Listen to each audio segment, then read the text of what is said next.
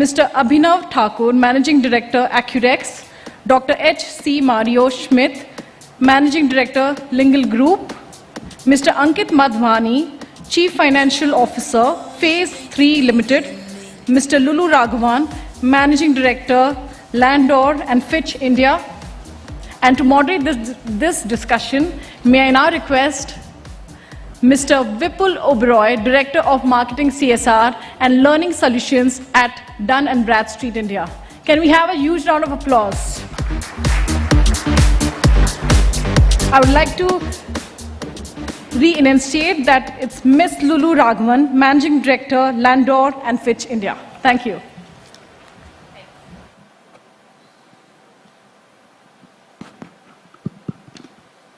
Hello everyone.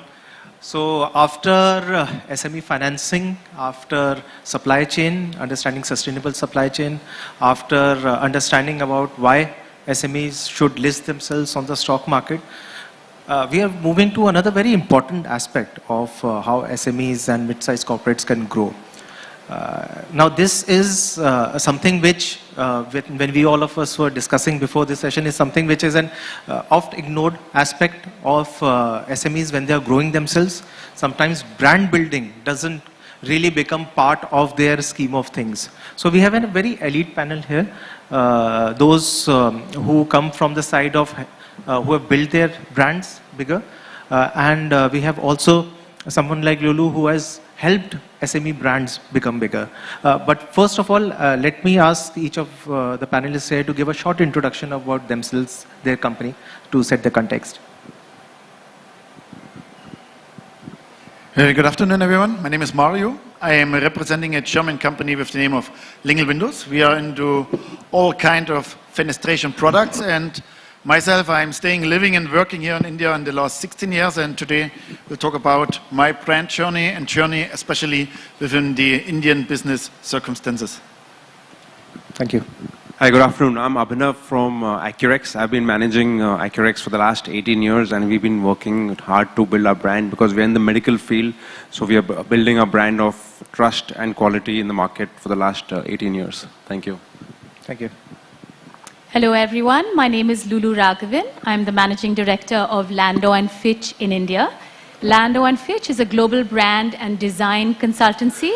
We provide end-to-end brand transformation. So primarily birthing new brands, revitalizing brands, and in the Indian context, some of the brands that we've created include Digit Insurance, Zepto, and Frio, which was previously MoneyTap. Yeah, hi, good afternoon everyone. I'm Ankit Madhwani from Phase 3 Limited. Phase 3 is into home textile products. We predominantly export to the top 10 retailers in the world, so US, UK. We are also one of the largest makers of car seat fabrics in India. We supply to Maruti and Hyundai and all the other car makers in India. It's a 35-year-old group, and now in its second generation and the next phase of growth. Thank you. Thank you, Ankit. So my first question actually is the one who has helped SME brands become bigger.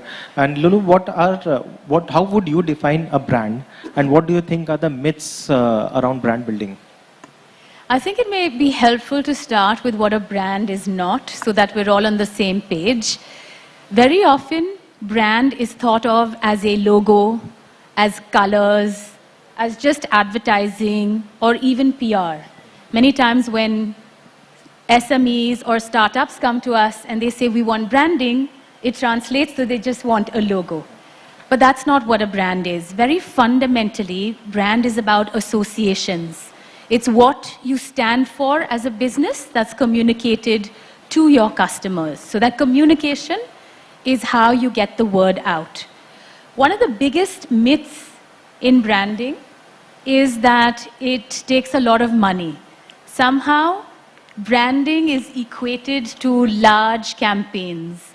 But if we step back and agree that branding is about associations, it is about strategically determining what you want your business and your brand therefore to stand for. So having clarity on that from the entrepreneur CEO level down to the staff who are serving your customers, Are you all very clear on what the brand stands for?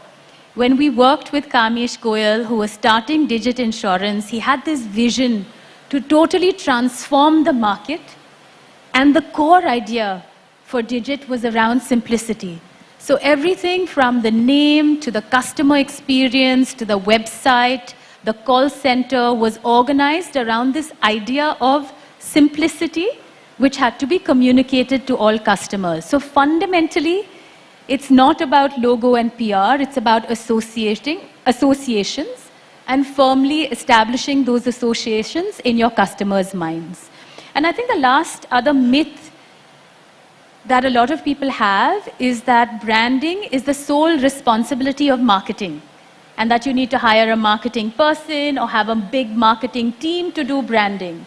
Actually, that couldn't be further from the truth.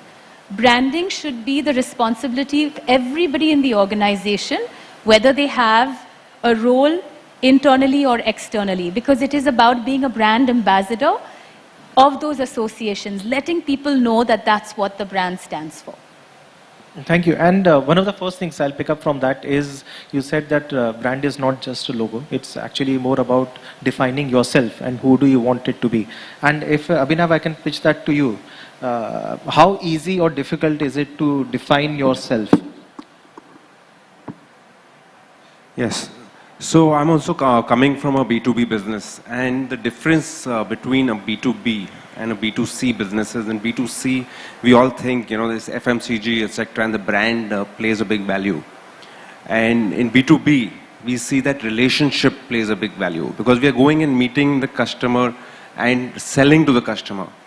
And what I've seen is in a lot of MSMEs, I'm also a part of an MSME. In a lot of MSMEs, the relationship is driven by the promoter or the sales team. In our case, our sales team drives the relationship. And when that happens, your brand doesn't become as strong. It's the relationships that drives the company's revenue, the company's sales, the company's growth. And that is extremely dangerous in a B2B scenario. So it's like I've interacted with promoters. For example, I've interacted with a promoter who says I have to, charge my phone 3 times in a day because the customers keep calling me all the time.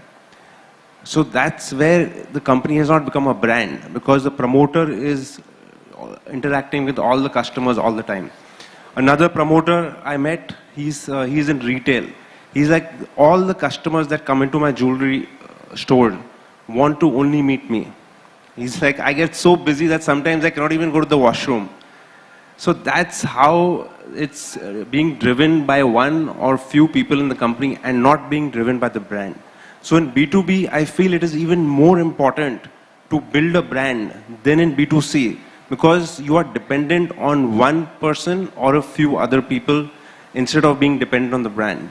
So in my personal opinion, we always think that brand is B2C, B2C, but I personally think in B2B it is way more important so that you de-link the relationship between a few people in the organization and the customer. And it's much better to build a brand. And building a brand is not expensive nowadays. Right? Gone are those days where you need a lot of money to build a brand. Today you can build a brand with no investment, with absolutely zero money, by going online. The world has opened up to everybody. The world is flat. Everyone has access to the same internet, and we can just go online and start building our brand. At least plant the seeds to build a brand, and over a few years those seeds will germinate and become a large tree, and you'll see the results of a big brand coming out. Last, I would just like to share 2 examples which we did, which have not cost a lot of money to build a brand. So we have a large sales team, right? That's all across the country. And whenever I used to call up the sales team to discuss or something, I used to get a funny caller tune. So there'll be someone, with some gods related Aarti caller tune. There'll be someone with a Bollywood caller tune. And I'll be like, my customers are calling up, this is what they're going to get to hear. So I was like, what is the solution? Now you can't keep calling up everybody and say, change your caller tune, change your caller tune. So we just made a corporate caller tune and we just uploaded it on Jio, and it doesn't cost anything. And now all across the country, all our sales team of 100 people have the same caller tune in the customer, and it also registers the brand. So it solves two problems. It removes the personalization of the caller tune and registers the brand in the name of the customer with zero cost. And another thing is company swag. So what is company swag? Company swag is the gifts, like in our case, the gifts we give to our customers. I believe that, you know, Diwali gifts like giving edibles and stuff has a very short time span. So I think what is the gift that I can give to a customer that will outlive the customer, right? So I'm not looking at giving anything consumable, etc. So giving things like a pen, right? A pen you might think, but a pen is something that, you know, we all know we get at events and we throw them away. But then we give pens with customized with our brand and the customer's name, because the name is the sweetest thing to a person. A person will never throw a pen with his own name on it or give it to another person. So small things like that don't cost a lot of money. And we try to think of things like that on the table, like what people will use, the mobile holder or a pen stand or a coaster with the brand on it, which will continue to remind the customer every day they come to their office. And that's what we do, and then the customer remembers us throughout. So branding is not expensive, and it's extremely important. We think it's for B2C, B2C, no. It's for B2B, I personally believe brand is more important. Thanks, Abhinav. Two very relevant examples, and in fact, you started your conversation by talking about how a B2B owner, a promoter, takes it on himself or herself to ensure that all relationships are taken care of, and he or she becomes the brand in a sense. And Lulu also mentioned that marketing is not just responsibility of one person or a marketing department. It has to be seeped into the whole organization. So that's a question for Dr. Schmidt. Being the MD of a large group, and you have you must be having how many employees across the country? Must be around this. Not so large, maybe 350 to 400, but still okay. So for a SME, so and they are spread across the country, across roles. Yes. How do you ensure that everybody understands what your brand stands for? It's important what we are doing in Lingel. Every Saturday morning, half an hour, we have my breakfast with Mario, where everyone has to log in. So where we talk about the latest news, we talk about what was happening on social during the week. We are talking about what is the latest product developments, what we are going to do, so that every week at least, everyone sees me for 30 minutes, and then later on, question and answer session, anyone can approach me, of course, also during the weekdays. Coming to the point, of course, I could correlate most, so that phone keeps on ringing. What is the brand? Important is the way I want to be seen. Is it really the way I'm actually seen? When we started here 16, 17 years ago in India with a product called UPVC Windows, it wasn't actually known much in the country. It was a fresh product, and many companies, even from foreign countries, they stopped their journey somewhere in between, because we know in India you need a long stamina, a long brief, and then on the end it is going to happen when you make it wisely and when you just don't give up. So the way we did it, and now many of our customers are saying, hey, Lingel UPVC. It is nowhere written in our logo, it is nowhere written, but everyone correlates our name with this product. So now, since India is ready for the next new product, which is in system aluminium, now we have to say, hey, actually since 60 years we make aluminium windows as well. So now we have to see how customers are seeing us, how we want to be seen, and what is the attachment towards us, that people are saying, okay, this product is also there, let me try, let me give you it, or let's give us the chance to give you a taste of the other products which are also there. So that's why it is really important, customer feedback, to understand exactly what customers think about you and not what you think about yourself. That's actually a very great point. And sometimes what you have in mind, that what you stand for and how your customers are perceiving you may not be the reality, and what they think, their perception is the reality. And another important aspect you mentioned was communication. And it's that once you have thought about what you want to be, you need to really communicate it throughout your, in your organization. And Ankit, I'm coming to you here, is that how do you do that in your own organization? And you also tap the international markets. So how do you build a brand on an international level? Yeah, so I'll just differentiate and stand and speak, since we are the factory people. So I mean, we all know that it's easy to open a door with your personality, but to keep the door open, you need to have character. So I'll just correlate that to manufacturing. So for a business like ours, which manufactures for the large US retailers, so entirely B2B, or manufactures for car makers like Maruti and everything, entirely B2B, the most important thing is how we do things and how we are structured as an organization. So our factory infrastructure itself is a brand. Our human capital, which is the organization structure, is a brand. We all are highly disciplined. So all of that is part of the brand. And I think it's very, very important to set a brand. The reason being that why would the customer come to you the second time or the third time or the fourth time if he has come to you for the first time and you got the chance to perform or to deliver. So it is the brand which sets that expectation. And it basically ensures that point number 1, 2, 3, 4, 5 are ensured the moment you take this brand. Take example of Dun & Bradstreet for that matter. If they have a DUNS number, all the global customers know by and large that a particular rating, the scorecard has a particular usage. So I mean, that's globally accepted. So, and if it was Dun & Bradstreet, it's accepted. If it was some other name, maybe it will take 10 years to get accepted. So one is setting expectation, very, very important. It's also an internal reference point for your employees, for the stakeholders around you, so your bankers, your investors, everybody around you. And at your customer end, if the purchase head or the decision maker at the customer end changes, it does not matter, because your brand itself has ensured that there is enough visibility in the system. Whereas so there is no need to have a transferability of information. So your brand is effectively that thing, like your DNA, as an individual, which carries on from generation to generation, so that there is no need to repeat. We are a 35-year-old company, but have been servicing to Walmart's, Maruti Suzuki, Hyundai, Target of the world. So both domestic and international, predominantly international. But brand is something that is, setting expectation and basically delivering a notch above that. So that's my, submission on that. Thank you. Thank you. Setting expectations and delivering on it. I think that second part is also extremely important. And Lulu, so everybody understands perhaps by now that it's very essential to build a brand, and there are various ways to really communicate that brand. But taking just a step back on a more practical aspects on how does one go about building a corporate brand, either through internal policies or if you feel how they should go by stepwise as far as external comms is concerned?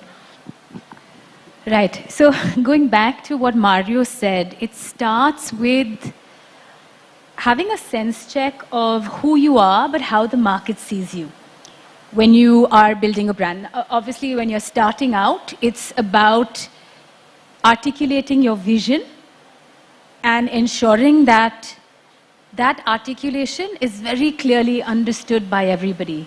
How do you get there? It is about having a very clear strategy from a business perspective and then translating that into what the brand can stand for to achieve those objectives. So if I go back to the Digit example that I'd shared with you earlier, the CEO and his leadership team had a very clear vision of creating something very simple for consumers in an industry which is famously complex. Your insurance policy, can you even read it and understand it? How long does it take to reach insurance agents? So when we understood that vision, the story of the brand was centered around this idea of hello simplicity. So taking the business strategy and seeing what the brand should stand for, and then translating that into every single touch point of the brand, from the name to the identity to single touch points. So they even rewrote their insurance so that even a child could understand it. And they went on LinkedIn and they actually had a competition to see how easily people could understand their insurance mission, right? So it translates. And how you arrive at that fundamental association of what you want to stand for is taking a hard look at who you are, who you want to be, what is very relevant for your customers, while being different from your competitors. So it's essentially an exercise of honing in on relevance and difference, which then becomes the story of your brand. So Digit's case, simplicity and ease, super relevant for consumers because that's what you're looking for in insurance. And at that point, nobody was talking about it. So simplicity really stood out. So relevance, differentiation are the hallmarks of strong brand definition. So Digit, you mentioned this particular example. It's of course this when they did this exercise, it was an early stage exercise.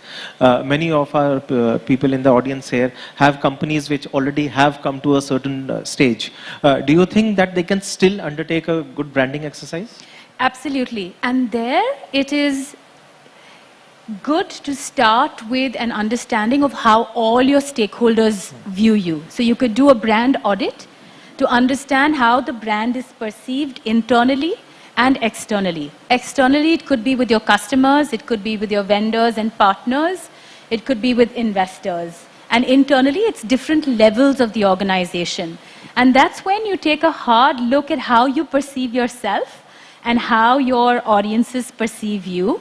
And that gap in perception allows you to understand the elements of your brand that you want to keep, the elements that you need to shed in terms of the negative perceptions and the new perceptions that may be in your mind but haven't yet come into your stakeholders' minds are those that you want to infuse the brand with. So for those who have a brand already and are embarking on refreshing their brand, a very simple keep, lose, add exercise can give you a lot of fertile ground for developing your new brand.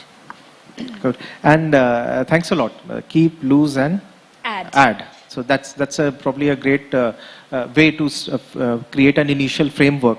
And Ankit, from your side as well, have you faced any kind of challenges in building these brands, whether it be through your stakeholders, whether it be respect of employees? So it's said to err is human. Failure is the only way to success, right? So there will always be challenges, right? So you have to prevent these challenges. And the way to prevent these challenges, again, is through reputation management, which is free. Okay, so you don't have to spend a lot of money on brand building. We just, every customer that we close an account with, we complete a sale with, we tell them, so please give us a review on Google reviews. Today, our company has the highest Google reviews in our industry. So if one customer is unhappy with the product, right, and he gives a bad review, the other customers can see, okay, there are more than 1,000 customers who are happy with the review. So, okay, one customer might be unhappy. So this is how you prevent it. You go proactively and you start engaging your audience, your customers, even your employees. Glassdoor is a very powerful tool to attract talent. If you go there, there are a lot of reviews given by employees about the company's management, about the culture of the company, etc. And there are challenges. You will not always get good reviews, right? You will get bad reviews. So I see a lot of times brands get into arguments. No, you are wrong. This customer was wrong. The service was good, etc. No, acknowledge that there was a problem with the customer. There was a problem with the product, or there was a problem with something else. And try to make up for that instead of getting into an argument with the customer. Again, these are all free tools available. Glassdoor, Google reviews, Facebook reviews. A lot of reviews are there. So these can be done proactively to prevent things that might go wrong in the future.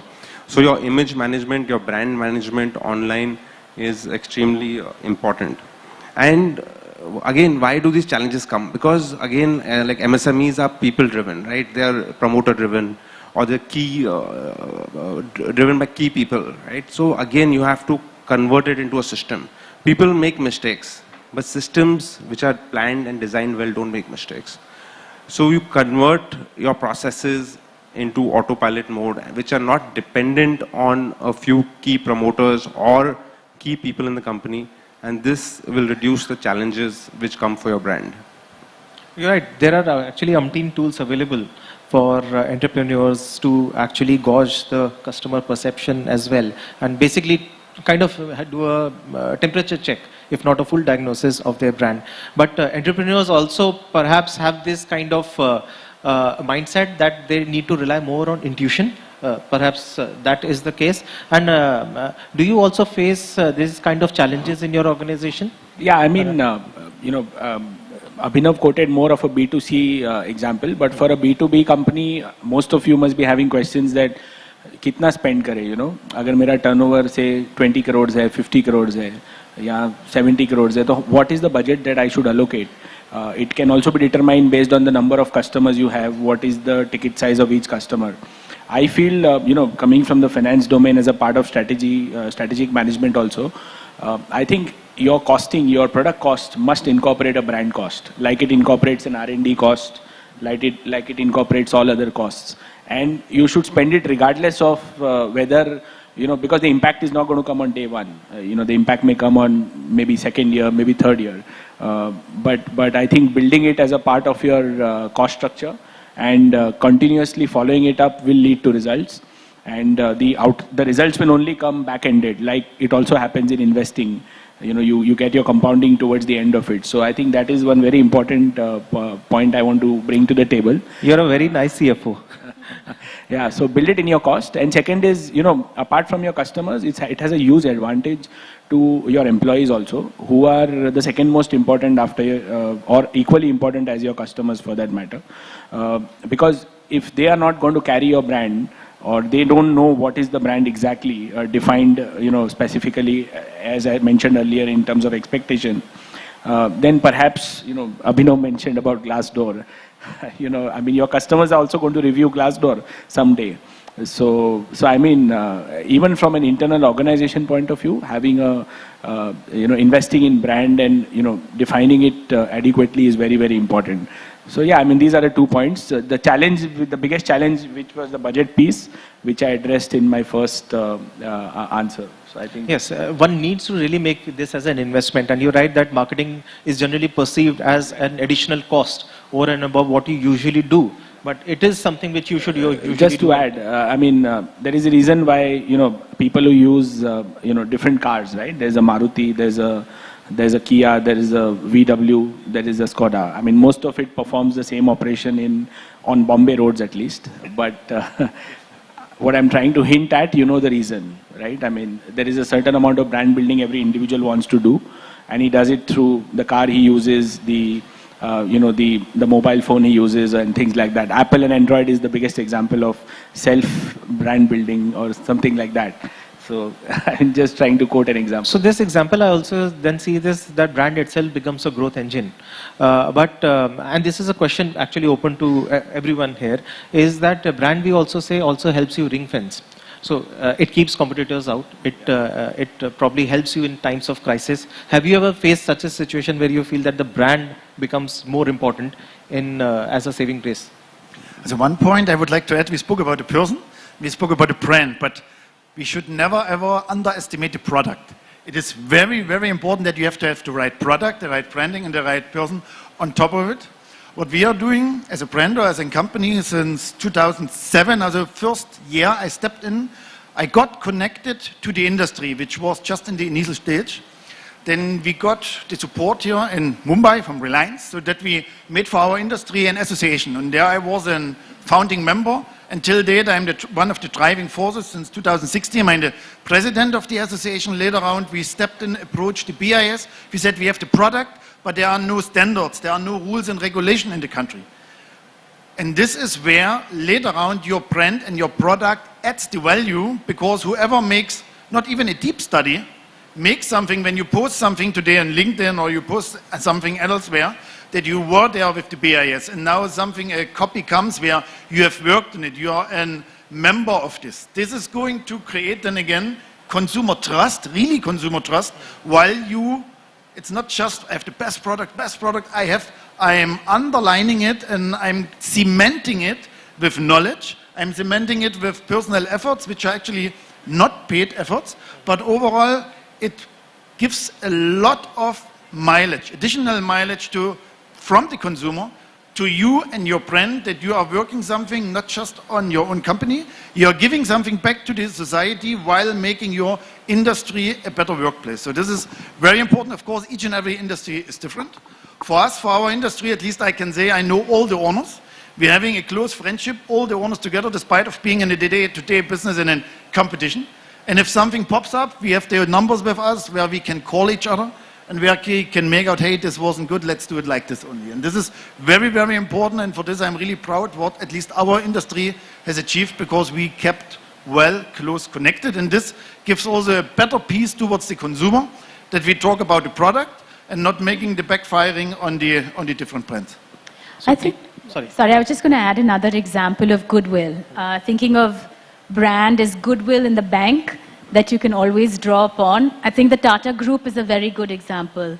You do have product failures, you have acquisitions that didn't go so well, yet because across the group, every single person is building the brand so ethically, with so much care, that in every corporate brand survey that I have seen, the Tata brand is way above everybody else. And so that gives the brand the permission to be able to make some mistakes, because the goodwill that's been built up is what is drawn upon them. Ankit? Yeah, so I think I just put it simply that perception is something that arrives before the person arrives or the product arrives. So effectively, brand, what my colleagues here have mentioned. So I think brand does that.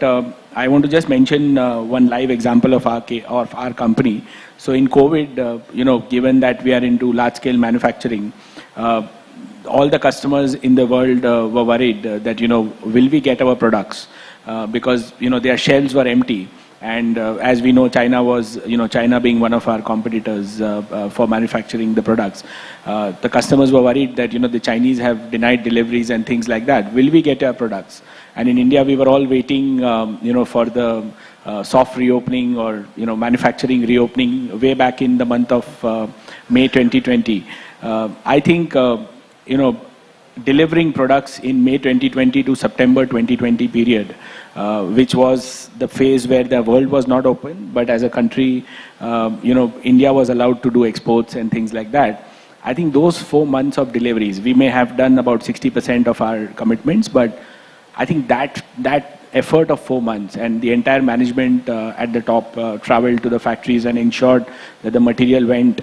I think that has just given us 2x revenue over the last 2.5 years, because all these customers realized that the company stuck to its brand of what it represents in terms of consistent delivery despite any amount of challenges. So I think any of these steps, whether it could be delivery, it could be quality.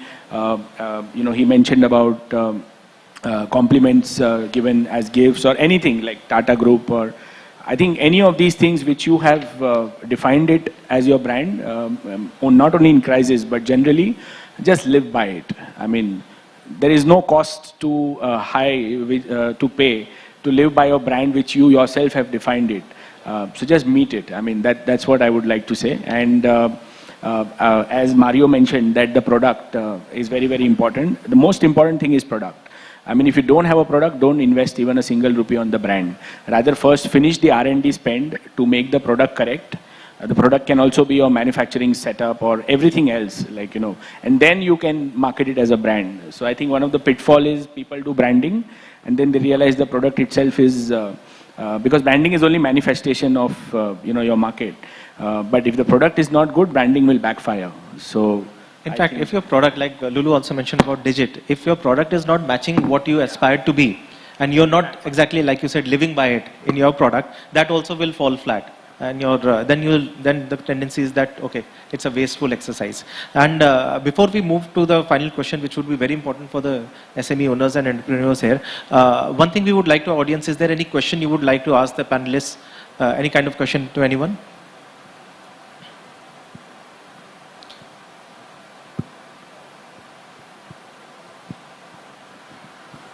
Do we have someone? Any kind of question if you have thoughts on how to build your brand or any kind of situation that you have faced?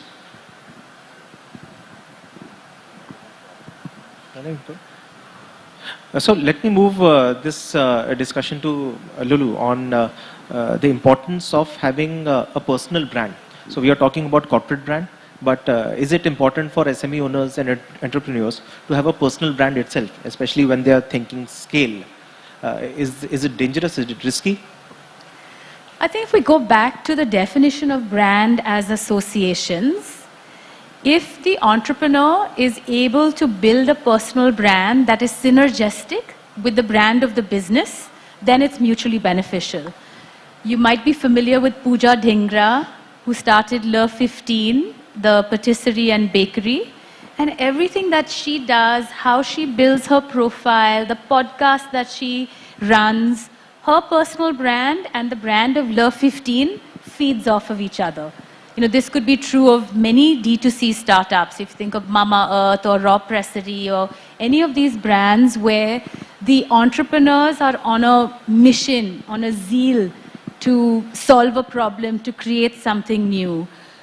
As long as the entrepreneur is not using personal brand building as a way to show off achievements on LinkedIn.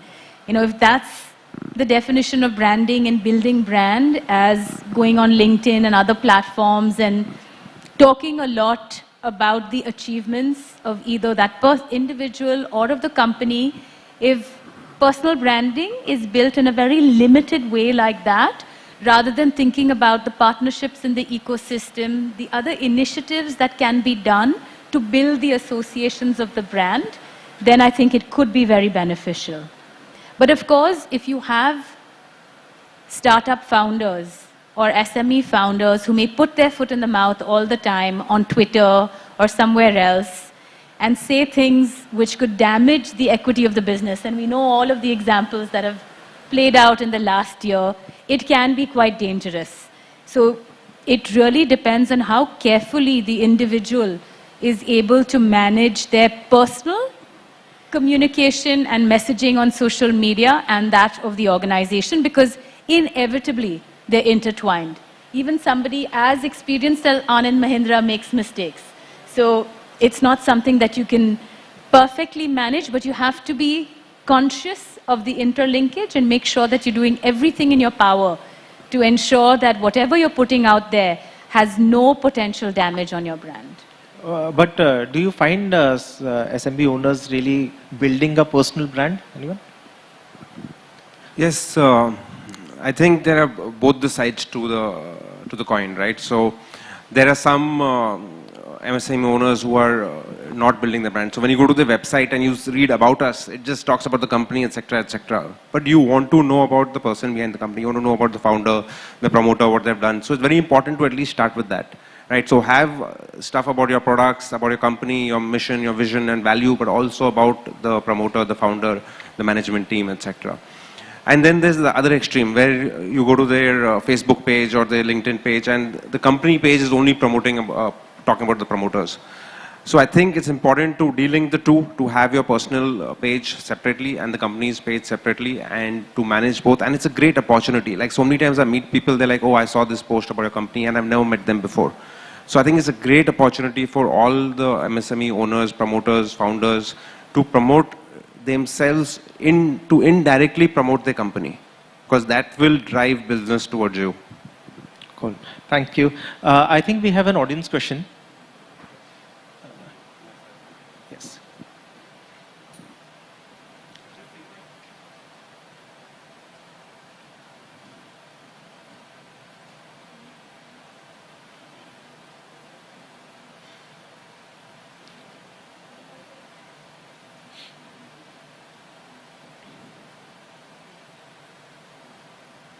We're just fixing the mic, but yes, Abhinav, as you mentioned about building that personal brand, it's that challenging part of it. And what we are hearing are, in fact, very definite views on what Lulu also said, and you said that there has to be a linkage, there has to be a certain logic with what you are also doing. Perhaps at some later stage, when the corporate brand itself becomes very strong, you can move on to building your personal brand. So we have Sir here who wants to ask a question. My name is Jay Soda, and thanks for sharing very practical insights into the brand building. Now, this is an era of the innovation, and innovation necessarily is into the future. Now, we have been discussing on the products that are already existing, and the brand building is happening. As far as I am concerned, I am building a product of the future, and it is the other way around. So can you throw light on how to build a brand that the product is not ready, but I want to make it future ready and then build a brand before the product is been launched. That's a great question. Can I come? The product doesn't exist, as you The said. product doesn't exist. So it means your product, any product, will be only successful when we resolve a problem. So now, whatever will be your product, you start asking for the problem. See, it is a smart wearable glass that we are trying to build. It's augmented reality, AI, and the supercomputer chip into the glasses. Yeah, wonderful means to my industry only. It is perfect. Of course, we know privacy, for example. What are privacy issues? If it's related to heat insulation, what is the energy loss? You need to define, or you know what problems you are resolving. And for this, you have to start getting connected to magazines, making articles, making your own write-ups, putting it somewhere on social. What can be this? What can be that? And later on, all these frequent asked questions, you will put in your website, which is going to come later along with the product, that as per the market research, this problem exists, and you are going to come up with the solution for those particular problems. This would be my advice. I would say it's all about storytelling and showing your potential consumers the future. If you think of NEOM, I'm sure everybody is aware of NEOM that Saudi Arabia is building, right? It's an entirely new futuristic city. The kinds of things that they're envisioning there are unbelievable. We worked with them on the whole branding of NEOM, and it all comes down to the stories that they're telling about the potential benefits of NEOM in the future. So I would say that storytelling to connect with your consumers, to keep them apprised of what you're building and bring them along in the journey will be an important aspect of building your brand if the product is not yet ready. That's a great advice. Thank you. Yes. Any further questions? Oh, yeah.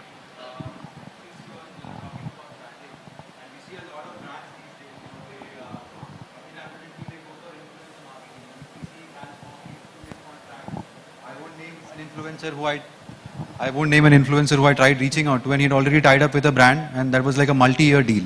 So I'm just curious, what, in your opinion, is the role of influencer marketing when we talk about building a sustainable brand image? For us, it's just another channel. And it's right for some brands, not right for others. I think the choice of the influencer, the sustainability of their association, the synergy, going back to the associations of the brand and how the influencer is going to promote it, the authenticity of that connection, those are all super important. With the new generation, Gen Z as well as Alpha, there's absolutely no doubt that influencers are huge. In fact, now AI influencers are the biggest thing. In Brazil and China, the influence that AI influencers are having on so many categories is absolutely mind-boggling. So there's a lot in this area. I wouldn't paint it with one paintbrush. It really does depend. Think of it as another way to build your brand and part of an integrated mix of the different channels you'll use to build your brand. But they are having influence depending on the category that you're involved in. Cool.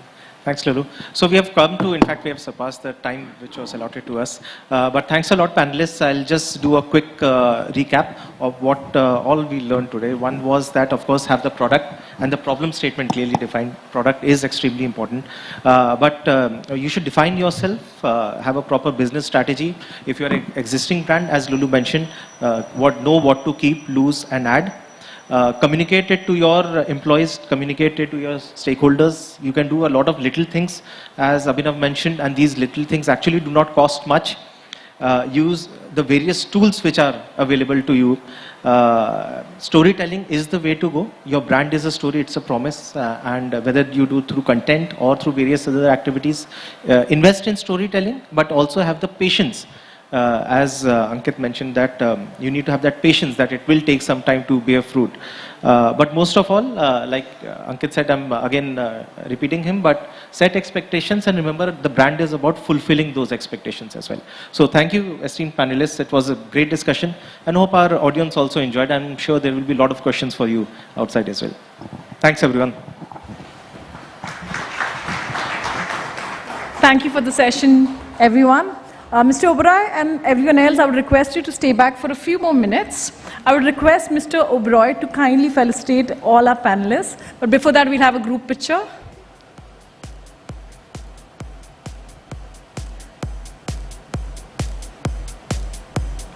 Thank you. We would start with Mr. Thakur. Can everybody please stay on the stage? We have the mementos to be given away. Can we have a huge round of applause?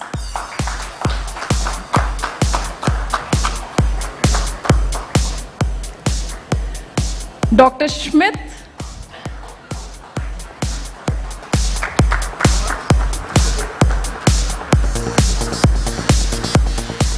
Mr. Madhvani.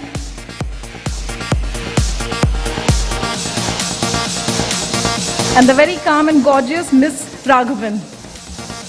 Thank you everyone for that lovely insight.